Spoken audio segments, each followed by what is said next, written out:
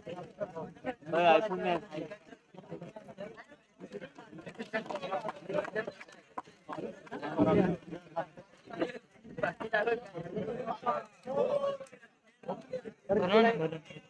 जा मांजर ही नाही लावडे इकडे देतो येडा इथं तिघजण गेलो का दोघजण गेले.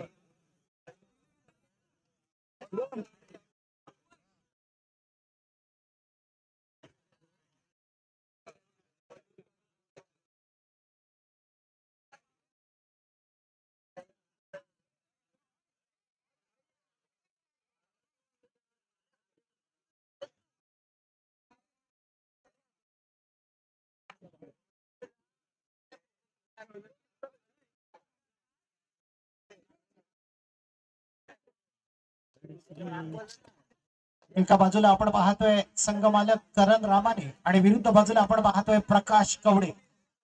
दोन्ही संघ मालकांचं कौतुक असणार आहे KKPL मध्ये, कारण ज्यांच्यामुळे एक चांगले दर्जेदार संघ आपण या सेमीफायनल मध्ये लढताना पाहतोय. या संघांमधली रोमहर्षक लढत पाहतोय. दरम्यान या ठिकाणी 58 धावांचं ध्येय पार करण्यासाठी 57 धावा धावफलकाला लागलेले. 58 धावा निश्चित या ठिकाणी करायचे त्या PK फायटर्स या संघाला. TCC पैकीचं कौल जिंकलेलं आहे. एक विस्फोटक फलंदाज शेवटच्या सामन्यामध्ये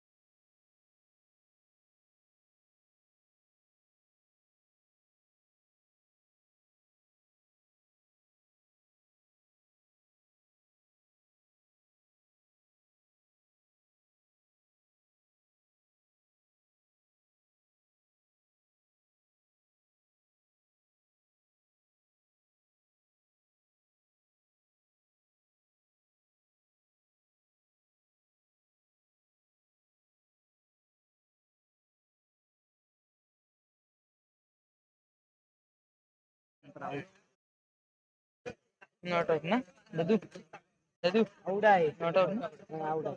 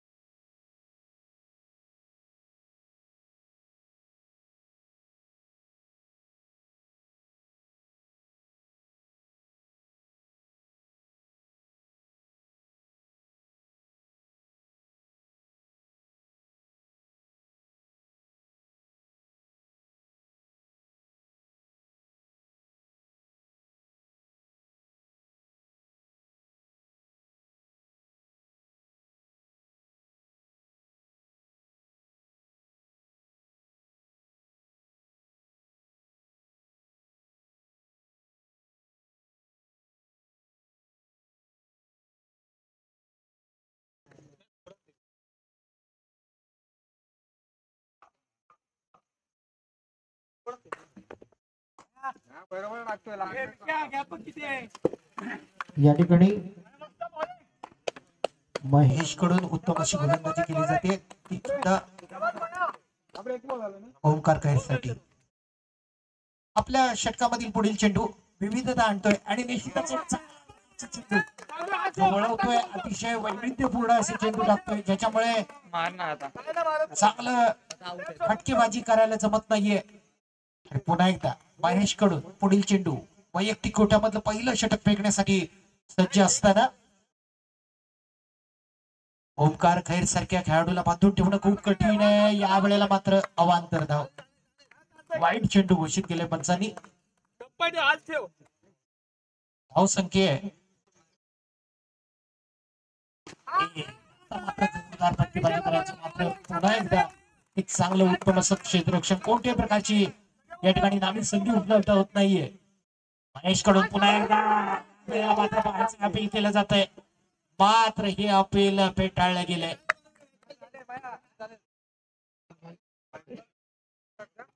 एक बॉलचोर बॉलचोर.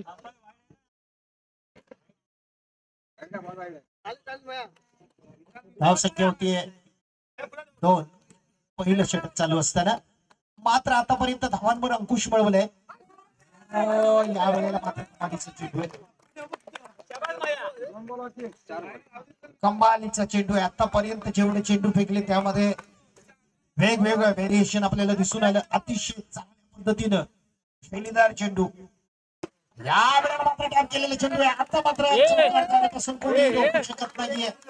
अप्रतिम विस्फोटक पहिलाच प्रहार आपण पाहिलाय खैर याचा. दरम्यान धाव संख्या पोहोचवतोय 6. महेशला मानलं पाहिजे, पहिल्या षटकामध्ये ज्यांनी अप्रतिम गोलंदाजी. पुन्हा एकदा महेश आपल्या षटकामधील पुढे थोडासा द्विधा मनस्थिती झाली, पण पुन्हा एकदा वाईट चेंडू घोषित केलाय पंचांनी. एक चेंडू पुन्हा टाकावा लागणार, अवांतर धावेमध्ये भर पडते. पुन्हा एकदा या वेळेला मात्र चेंडू विनयच्या बाजूनं आणि निश्चितच या ठिकाणी नितीन दादांनी निश्चित सरेंडर केलं, आत्महत्या केली, कारण या ठिकाणी स्वतःची विकेट बहाल केलेली आहे. कारण धाव संख्या ती केवळ 7. आपल्या उत्तम प्रकारच्या खेळाडूसाठी ही स्वतःची विकेट फेकलेली आहे. पण निश्चितच क्रीजवर जे उपलब्ध खेळाडू आहेत ते ओंकार खैर आणि आता मात्र दादूची जागा घेण्यासाठी येणार आहे तो मेहर.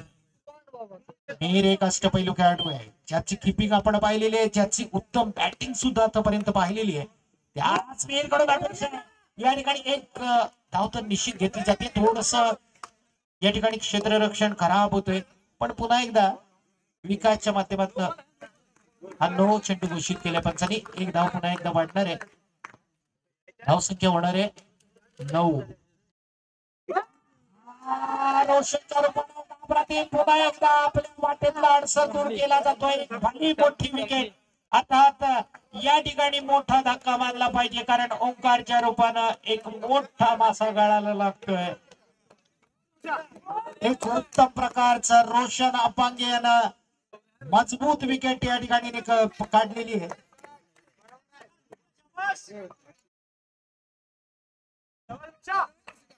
आता मात्र प्रवीण जिनकरेच या ठिकाणी येणार आहे. उत्तम प्रकारचा फटका स्वतःच्या बॉलर मध्ये अडवला जातोय आणि निश्चितच एक चांगला वाटणारा फटक्यामध्ये क्षेत्ररक्षण चपळ दिसतंय. या ठिकाणी मात्र आपण वाईट चेंडू घोषित केले पंचांनी. अवांतर धाव वाढणार आहे, मात्र धावांवर आतापर्यंत अंकुश मिळवलेला आहे. पहिलं षटक आपण पाहिलं महेशचं आणि दुसरं सुद्धा रोशन अपांगे. किती किफायतशीर गोलंदाजी म्हणता येईल. मात्र सुरेख फटकेबाजी, चौकार वसूल केलेले.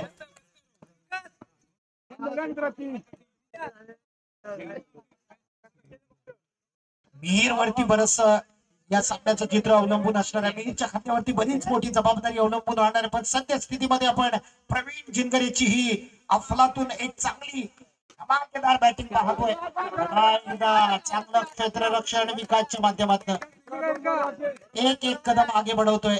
अर्थात एक एक कदम पुढे जातोय आणि विकास मात्र अतिशय चांगल्या पद्धतीने आपलं क्षेत्ररक्षण पूर्ण करतोय. पुन्हा एकदा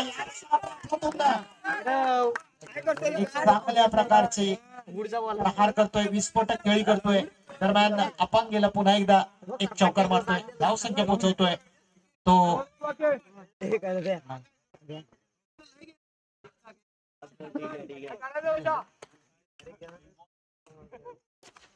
एकदा तशा प्रकारचा फटका आहे, पण या वेळेला मात्र धाव मिळणार नाहीये.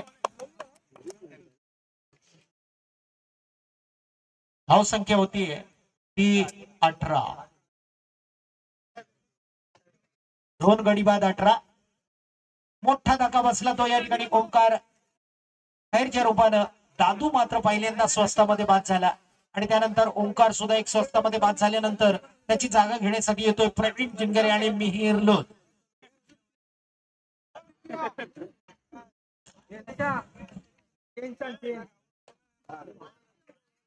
आता मात्र गोलंदाजीसाठी येतो बंटी. बंटीनं बऱ्याच मोठ्या सामन्यामध्ये विरुद्ध संघाची घंटी वाजवली. तोच बंटी या ठिकाणी आपल्या हातामध्ये चेंडू विसावल्यानंतर निश्चितच आपल्या सामन्यातील दर्जेदार षटक फेकण्यासाठी सज्ज होतोय. एक चांगल्या षटकाची अपेक्षा आहे बंटीकडून. सावी स्पोर्ट्स या संघाला मात्र पीके फायटर्स या संघाकडून मिहिर मात्र अफलातून बॅटिंग करतोय. ज्याच्या बॅट मधून अतिशय आकर्षक फटकेबाजी होताना पाहतोय. ओंकार नसताना, दादू नसताना मात्र ही उणीव भरून काढली जाते. या दोन्ही फलंदाजांकडून एक चांगल्या खेळाचं सादरीकरण केलं जातं. एक उत्तम प्रकारच्या फटकेबाजीचं, आकर्षक फटकेबाजीचं प्रदर्शन केलं जात आहे. पुन्हा एकदा बंटी आपल्या षटकातील पुढील चेंडू, एक चांगल्या प्रकारचा चेंडू आहे, मात्र या ठिकाणी विकेट गमावली जाते. त्रिफळा उद्ध्वस्त होतोय तो मिहिर याचा आणि त्याला तंबूचा रस्ता धरावा लागतोय. धाव संख्या होतीये ती 22. 3 गाड्यांच्या मोबदल्यामध्ये धाव संख्या ती 22. 30रं षटक चालू असताना 3 बॉल ना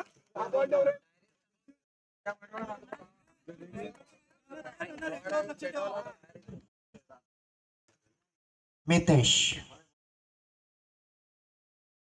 उत्तम फटका. 5 चेंडू चांगल्या प्रकारे अडवला जातोय आणि धाव मात्र रोखण्यात यश मिळते. पीकेला ही धाव पूर्ण करायची, मात्र मितेश आपल्या जागेवरून हलत नाहीये. धाव घ्यायची नाहीये. आता मात्र उत्तम प्रकारचा फटका आहे. खरं म्हटलं तर बंटीनं हा चेंडू अडवायला पाहिजे होता, पण तसं होत नाहीये आणि पुन्हा एकदा चौकार जातोय. धाव संख्या होतीये ती या ठिकाणी 26.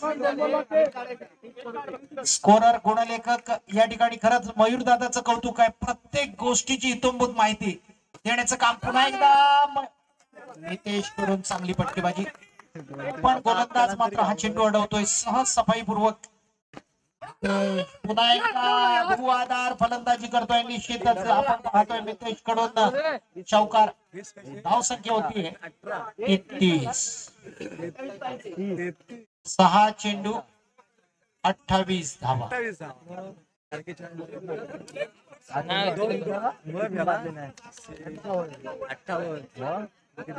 6 चेंडू 28 धावा, तरी सुद्धा सर्वांच्या डोकं खाजवायला लागतंय. याचा अर्थ समोरचा संघ किती ताकदवर वाटतोय. केवढं मोठं कडक आव्हान आहे. पीके सारखा समोरचा या ठिकाणी आपण पाहतोय बॅटर आहे, फलंदाज आहे, तरी सुद्धा आपण पाहतोय या ठिकाणी अतिशय निर्णायक अशा या सामन्यामध्ये या सामन्याचं चित्र कोणाच्याही बाजून पलटू शकतं. अर्थात 6 चेंडू मध्ये 28 धावा करणं म्हणजे खूप मोठं खडतर आव्हान आहे. पण क्रिकेटमध्ये जोपर्यंत शेवटचा चेंडू फेकला जात नाही तोपर्यंत मात्र सामन्याचं चित्र स्पष्ट होत नाही. आणि अशा या आणीबाणीच्या स्थितीमध्ये षटक घेऊन येतोय तो विकास कदम. विकास प्रवीण जिंगरे चॅलेंज आहे या ठिकाणी, मात्र पाहतोय आपण एक धाव तर पूर्ण करतोय. धाव संख्या होती ती 31. नितेश याच्या खांद्यावरती बराच जबाबदारीचं ओझं येते. खरं म्हटलं तर उपयुक्त फलंदाजी करावी लागणार या ठिकाणी. धाव मात्र मिळत नाहीये. दबाव वाढला जातोय, लगातार पद्धतीने दबाव वाढला जातोय पीके फायटर्स या संघावरती. पुन्हा एकदा मात्र खराब फलंदाजी होतीये. विकास मात्र एक चांगलं क्षेत्र या ठिकाणी आपण पाहतोय. गोलंदाजी उत्तम करतोय, त्याला चांगलं क्षेत्र रक्षणाची लकब या ठिकाणी निश्चितच उपयुक्त येते. आता मात्र जोरदार फटका आहे. पुन्हा एकदा विनायकच्या हातामध्ये चेंडू विझावतोय. गोलंदाजाच्या हातामध्ये स्थिर चेंडू होतोय आणि पुन्हा एकदा विकास कदम चेंडू वाईट घोषित केलाय पंचांनी. धावसंख्या होती ती 32. आव्हान खूप कठीण होत आहे आणि आता मात्र या ठिकाणी निश्चितच हा चेंडू मात्र सीमापार धाडण्यात यश मिळते. विकास वीरच्या रूपानं पुन्हा एकदा या वेळेला मात्र सारी स्पोर्ट्स हा संघ विजयी होतोय. विजयी संघाचं अभिनंदन. त्याचबरोबर एक जबरदस्त मुकाबला या ठिकाणी आपण पाहिला. त्या पीके फायटर्स या संघाचं सुद्धा अभिनंदन, आभार, धन्यवाद.